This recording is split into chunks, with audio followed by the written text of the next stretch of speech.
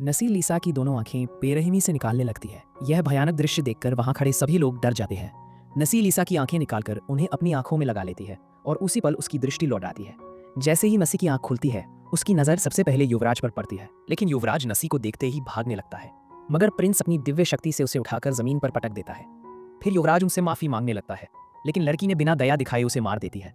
असल में वे दोनों पिछले जन्म में पति पत्नी। युवराज ने जानबूझकर नसी को मारकर उसकी आंखें निकाल ली और अब उसी का बदला इस जन्म में ले रही है। नसी बिना देरी के बिजली का झटका देकर युवराज को खत्म कर देती है और तभी उसकी लड़ाई लियो से होने लगती है। लियो अपनी शक्ति से उसे दूर फेंक देता है। वह कोई और नहीं बल्कि युवराज का बड़ा भाई होता है और वह अपने भाई की मौत का बदला लेने आया था।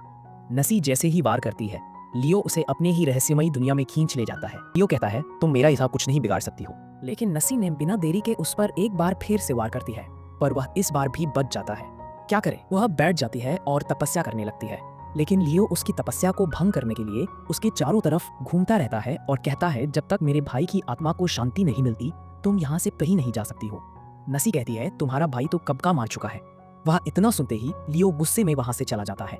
तभी एक चमकती रोशनी उसकी आंखों पर पड़ती है। वह लियो ही रहता है। वह नसी का गला पकड़कर उसे पृथ्वी पर लेकर आता है। फिर युवराज का बदला लेने के लिए नसी की सारी शक्तियां खींचने लगता है और अंत में उसे खत्म देता है। उसे लगा कि लड़की मर चुकी है, लेकिन वो अभी भी जिंदा थी। उसका सेनापति आकर उससे पूछता है, क्या युवराज को मुक्ति मिल गई। लियो कहता है, हाँ, अगर इन लोगों ने पार्ट 2 के लिए सब्सक्राइब कर लिया है तो युवराज को मुक्ति मिल जाएगी।